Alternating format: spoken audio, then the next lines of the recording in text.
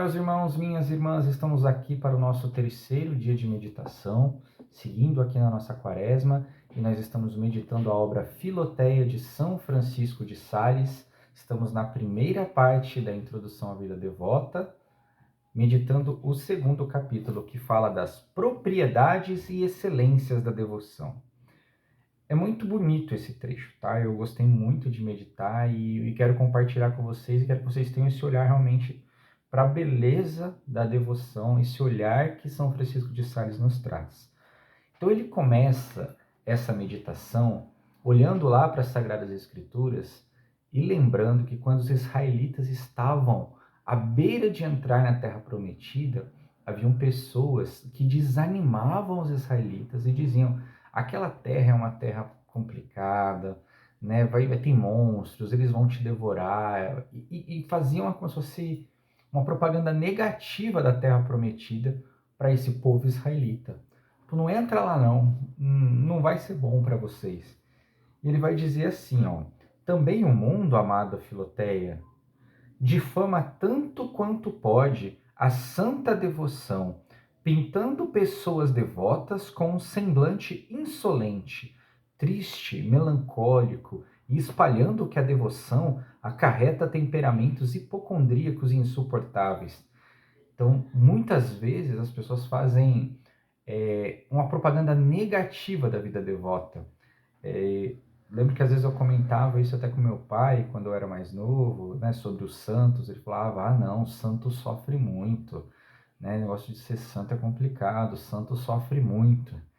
Tadinho, na concepção que ele tinha era exatamente dessa propaganda negativa que as pessoas faziam da devoção, né? E São Francisco de Sales ele vai completar, ele vai dizer que, por exemplo, Josué e Caleb não caíram nessa difamação que as pessoas faziam da Terra Prometida. Josué e Caleb, eles insistiam, eles protestavam, insistiam. A Terra da Promessa era uma terra boa e formosa, e que até seria doce e agradável. E São Francisco de Sales completa: assim também o Espírito Santo, pela boca de todos os santos, e nosso Senhor, pela sua mesma, nos assegura que a vida devota é uma vida doce, ditosa e amável. Assim, a gente pode até ter uma aparência de que a devoção é algo pesado, mas no fundo ela torna a vida doce, ditosa e amável. E é muito interessante, né? Ele vai falar aqui que muitas pessoas vão jejuar, rezam, sofrem injúrias, né? Assistem os doentes, vai falando tudo que uma pessoa devota faz. E a gente está aqui iniciando essa meditação exatamente no tempo da quaresma. E o que pode muitas vezes acontecer para a gente é olhar para a quaresma com esse peso, né? Jejuar, rezar, sofrer injúrias, passar por provações. A gente medita aquele trecho do livro do Eclesiástico, né? No capítulo 2, que fala: se te apresentas para servir, prepara-te para a provação. E parece coisas pesadas, mas ao mesmo tempo no Evangelho vai dizer que o meu jugo, né, é suave, né, e o meu fardo é leve, né, venha para mim que eu sou manso e humilde de coração. E é mais ou menos isso. São Francisco de Sales vai dizer que as pessoas vão considerar a devoção como coisas ásperas e rigorosas, e essas coisas realmente existem, fazem parte da devoção. Faz parte da quaresma a aspereza e o rigor. Mas o mundo não vê que a devoção interior é cordial, torna todas essas coisas que são pesadas exteriormente mais leves e suaves. E aí ele vai dar o exemplo das abelhas, aí que eu falo para você que é muito bonito, né? Esses exemplos que São Francisco de Sales dá. Ele vai falar das abelhas. Ele vai falar que a abelha ela vai ali voando por cima do tomilho e tira um substrato muito amargo. Mas desse substrato muito amargo a abelha transforma e produz um mel que é doce, que é gostoso, que é suave.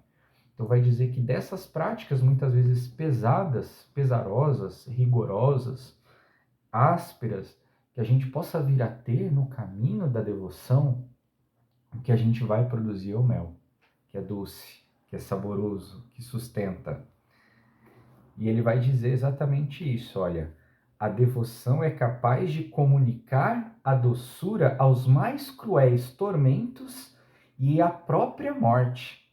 vai dizer que a devoção é o verdadeiro... Olha, está aqui, não é eu que estou dando exemplo, não. A devoção é o verdadeiro açúcar espiritual, olha só. Que torna, então, todas essas coisas amargas da vida, todas essas coisas que são pesadas na vida, em situações doces. Então, é só a gente olhar o exemplo, né, de um sofrimento. Às vezes a gente está passando por um momento de dificuldade e aquele que não tem devoção, ele pode olhar para isso como uma derrota, com um olhar derrotista. Aquele que tem devoção pode olhar para isso como uma oportunidade de estar mais perto de Deus, de amar mais a Deus, de colher desse substrato amargo algo realmente doce que vai alimentar a sua vida. E por fim, ele vai dizer assim, né? Contempla a Filoteia a escada de Jacó. E ele vai falar que a escada de Jacó é um belo desenho da devoção, da vida espiritual. Então ele vai falar que de um lado da escada, né? Toda escada ela possui as duas hastes, né? Que seguram ali os degraus. Então a gente tem as duas hastes e os degraus. E ele vai dizer que uma dessas hastes é a oração. Então ele vai falar assim, né? É a oração que são duas hastes que prendem e ajustam os degraus por onde se sobe, representam a oração que nos alcança o amor a Deus. Então, uma dessas hastes é a oração, que infunde em nós, que aumenta em nós o nosso amor a Deus. A gente contempla os mistérios da vida de Cristo. Então, por isso que é bom contemplar ali a vida de Cristo no Santo Terço, nas páginas do Evangelho. O que a gente está fazendo ali? Estamos aumentando o nosso amor a Deus. E na outra haste, a outra madeira, uma madeira é a oração, a outra madeira são os sacramentos, né? Que são instrumentos de salvação, que conferem a graça, que são instrumentos mesmo dessa graça santificante que a gente precisa. E ele vai dizer que os degraus, perdão, ao erro de português aí, que os degraus, eles são os passos que a gente tem que dar na caridade, são as virtudes que a gente vai conquistando. Então, à medida que a gente mantém uma vida de oração, que a gente se mantém fiéis ali aos sacramentos, né? Então, essa quaresma, bastante atenção com a nossa confissão, a Eucaristia, né? Que a gente possa buscar a Eucaristia mais vezes até do que no próprio domingo, estar mais perto da Eucaristia, estar mais perto dos sacramentos. Então, sacramento e oração são as hastes, sem ela não existe escada, sem eles não existe vida espiritual. Mas, para além desses dois, eu preciso subir esses degraus, de virtude em virtude. E ele não menciona aqui, mas é interessante essa analogia da escada, porque a escada, se você tenta subir ela muito rápido, você pode tropeçar e cair. Se você tenta pular degraus, você pode se estabanar todo e voltar para o chão. Então, a vida espiritual, ela requer essa humildade de ir subindo degrau por degrau. E sempre apoiado nessas hastes, né? É ideal que você não suba só com os pés, você segure nas hastes, na oração e nos sacramentos e suba degrau a degrau. Então ele vai falar assim, ó: são homens que têm corações de anjos, ou anjos que têm corpos humanos. Ele está falando das pessoas devotas. Não são novos, mas parecem sê-los, ou seja, eles não precisam ser novinhos, né, de aparência, mas eles têm uma aparência de vitalidade, né, porque são cheios de vigor e agilidade espiritual. Então, a pessoa que tem devoção, eles são ágeis espiritualmente. Sabe aquela pessoa, acontece aquele baita sofrimento, a pessoa está serena. Não quer dizer que ela não está sofrendo, mas ela está serena, porque parece que espiritualmente ela soube lidar com aquela situação com maior agilidade. Tem asas para voar e arremessam-se para Deus por meio da santa oração, como a gente falou, né? A pessoa que, naquele momento de sofrimento, ela já voa para Deus, não é em Deus que eu preciso colocar a minha vida. Mas também tem pés para caminhar com os homens por meio da santa e amável conversação. Então, acho que isso aqui é muito, muito, muito bonito, porque, mais uma vez, São Francisco de Sales quer combater aquela ideia do santo isolado somente. Né? Aquele santo que precisa fugir da vida comum para ser santo. Ele precisa morar no mosteiro, ele precisa, sei lá, se afastar da civilização para ele ser santo. Ele vai dizer, não, olha, asas para voar por meio da santa oração, mas pés no chão, né? para caminhar com os homens por meio da santa e amável conversação. Como que nós vamos levar pessoas para Deus se nós nos afastamos de todas as pessoas? Então, existe a necessidade daquele que tem a vocação de estar no mosteiro sustentando o mundo por meio da oração. Existe necessidade de nós termos pessoas que vivem uma vida mais de solidão, uma vida mais um pouquinho retirada, mas existe a necessidade de pessoas que vivam nesta santa conversação para trazer essas pessoas para Deus, né? No Reino Cristo, a gente costuma falar muito que nós somos contemplativos e evangelizadores, exatamente, né? Ter as asas para voar na santa oração, mas os pés no chão para evangelizar, para levar as pessoas para Deus. E por fim ele fala, o rosto da pessoa que tem devoção é formoso e alegre, porque tudo recebem da mansidão e suavidade. Isso é muito legal porque às vezes a gente tem aquela ideia da pessoa que se converte, principalmente um recém-convertido, fica sisudo, não sabe rir mais das coisas. Tive a oportunidade de participar de alguns grupos que sempre fui de brincar, sempre fui brincalhão, e de fazer alguma piadinha, fazer alguma coisa nada pecaminoso. Coisas que eu sabia que eram engraçadas, que eu sabia que era para rir também, não tem uma certa noção. Mas aquele olhar sisudo, não, tem que manter uma postura, ficar aquele silêncio. Eu falava, né, um santo triste é um triste santo, né? Ele não, os santos eles são leves, eles tendem a essa alegria.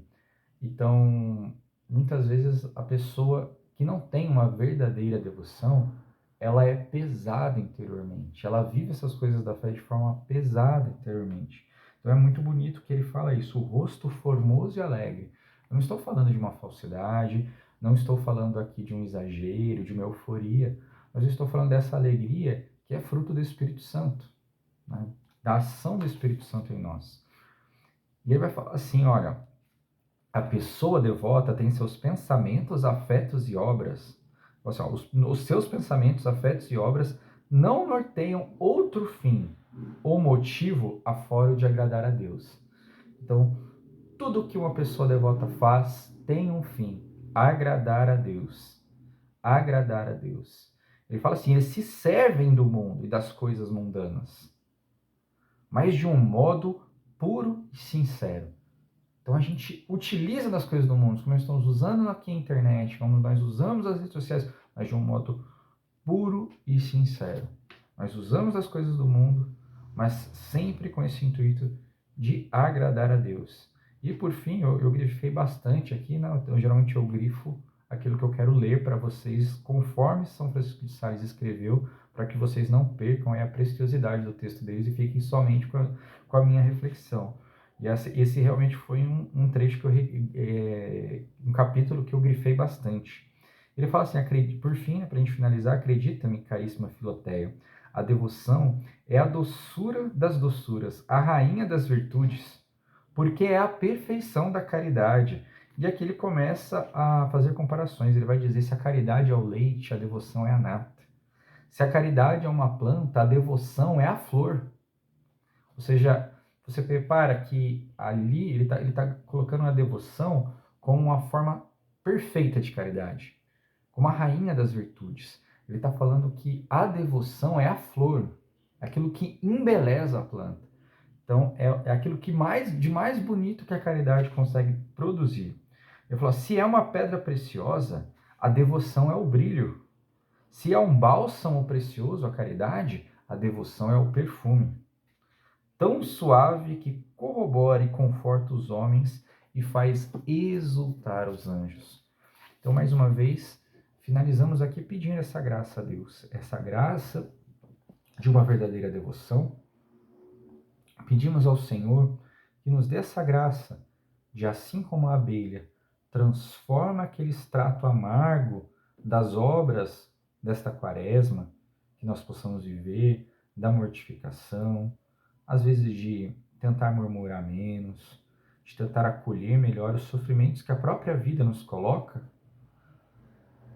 que nós possamos transformar, às vezes, esse sabor amargo que nos desce pela garganta em um mel puro, doce, que alimenta, que alegra, que sustenta.